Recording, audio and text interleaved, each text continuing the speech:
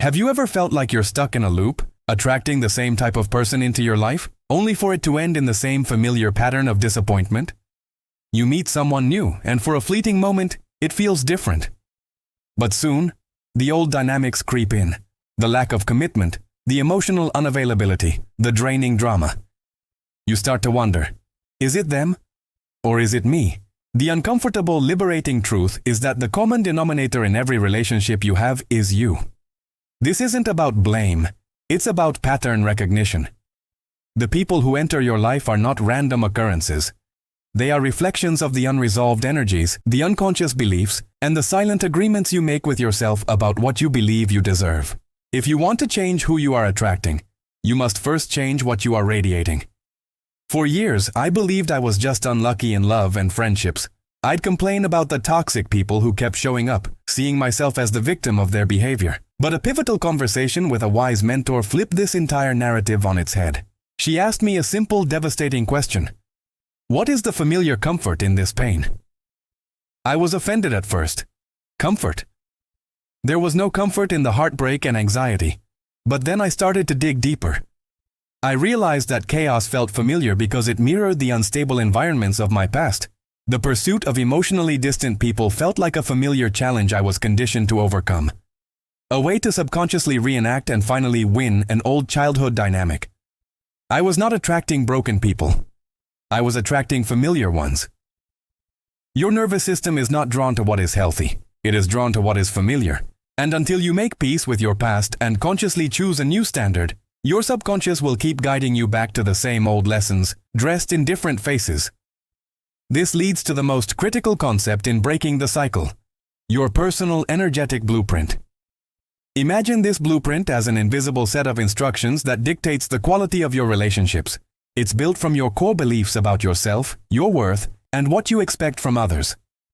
If your blueprint is built on a foundation that whispers, "I am not enough," you will unconsciously seek out people who confirm that belief. You will tolerate poor treatment because on some level it aligns with your internal world.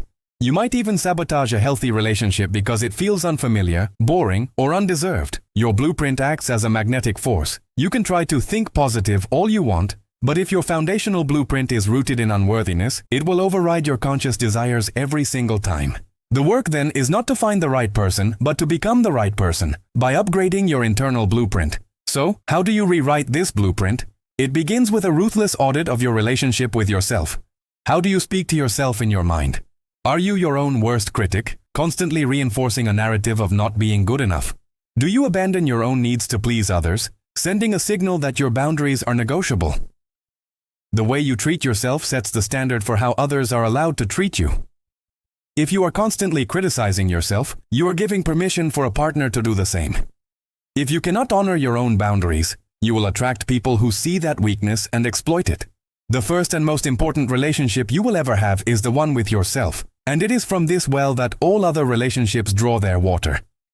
When you become a source of your own validation, respect, and compassion, you will no longer tolerate relationships that deprive you of these things. The final and most empowering step is to shift from being a passive magnet to a conscious creator. Stop asking, "Who will want me?" and start asking, "What kind of life do I want to build, and who is worthy of sharing it with me?" This is a profound shift in power. It moves you from a state of lack and seeking to a state of wholeness and choosing. Define your non-negotiable values. What are the core principles that someone must embody to be allowed into your inner world? Is it integrity? Kindness? Emotional availability? Get crystal clear on your yes list. Equally important, define your deal breakers. Not just the obvious red flags, but the subtle ones, like a lack of curiosity, a victim mentality, or inconsistent effort. When you are clear on your standards, you stop wasting energy on maybes and almosts. You stop trying to fix people who show you who they are from the beginning. You understand that a no to the wrong person is a resounding yes to yourself, and it creates the sacred space for the right person to eventually appear. This journey is not a quick fix. It is a deep spiritual renovation of the self. It requires you to confront painful patterns, to forgive yourself for past choices, and to courageously enforce new boundaries that will feel uncomfortable at first. You will disappoint others in order to remain true to yourself. And that is the point. The goal is not to become a perfect, flawless magnet. but to become a conscious, self-respecting individual who understands that the quality of your relationships is a direct mirror of the relationship you have with yourself.